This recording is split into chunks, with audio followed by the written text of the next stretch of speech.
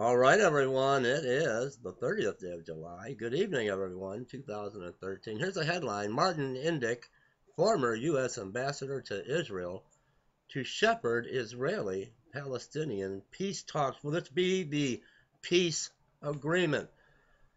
From what I understand, Martin Indyk may not be the one to shepherd these talks. Let's go to this video here and have a listen. If America wanted to demonstrate good faith in negotiations, it would not have appointed Martin Indyk, who is a failed negotiator from the last time we were at Camp David, who came to the United States, was brought to the United States as an Australian, was brought here by Steve Rosen from AIPAC to work at AIPAC. He's been associated with the Israel lobby his whole life.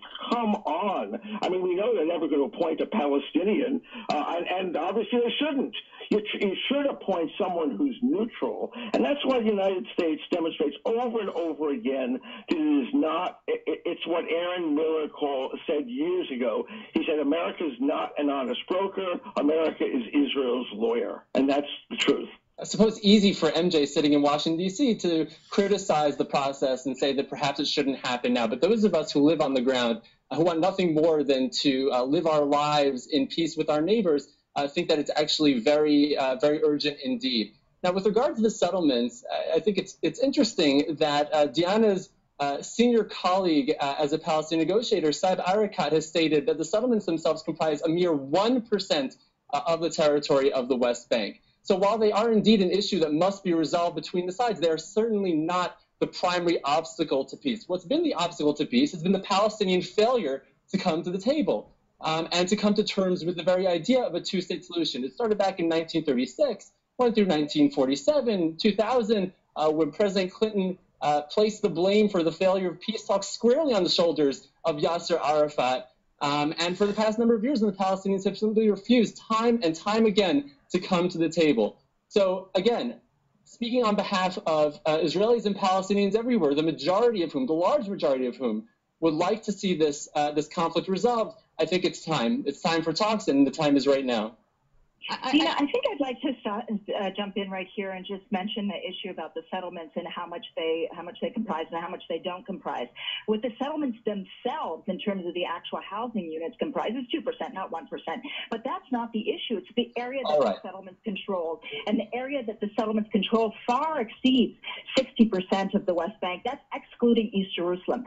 So when we talk about the importance of Israel's settlement, the ending of settlement activity, it's because these settlements continue to eat away the land, and all of the infrastructure that accompanies the settlements continues to eat away the land. So in other words, what the Israelis are saying is, yes, we'll continue to negotiate with you, but while we're negotiating, we're just going to continue to eat up your land. And according to Avi, this is not important at all. In other words, Avi is the person who's not really living in reality and who is not really recognizing what life is like for Palestinians. If Avi were so concerned as he says he is about seeing the end of this, then he would be demanding equal rights for Palestinians rather than demanding that Palestinians somehow give up and stop demanding an end to settlement activity, rather than continuing to advocate for continued settlement construction, rather than continuing to advocate for home demolitions and so forth. Even with the most rosy-eyed analysis, Kerry's path is strewn with difficulties. Not least among his challenges will be the past Israeli experience that there are no consequences for saying no,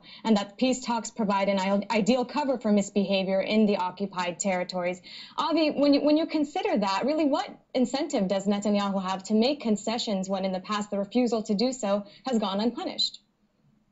Look, I think that there is a realization in Israel, even amongst the leadership of the Likud party, which Prime Minister Netanyahu heads, that the conflict must be brought to an end, that the current situation is untenable, the status quo is not healthy for either side, and that the ideal solution at this stage of the game is a two-state solution. All right, this comes from the Huffington Post, and I'm going to leave it to all of you in the comment box. Here's a headline: Martin Indyk, former U.S. ambassador to Israel, to shepherd Israeli-Palestinian peace talks. Is this really the biblical signing of a 7-year peace agreement? Leave me comments. What do you think?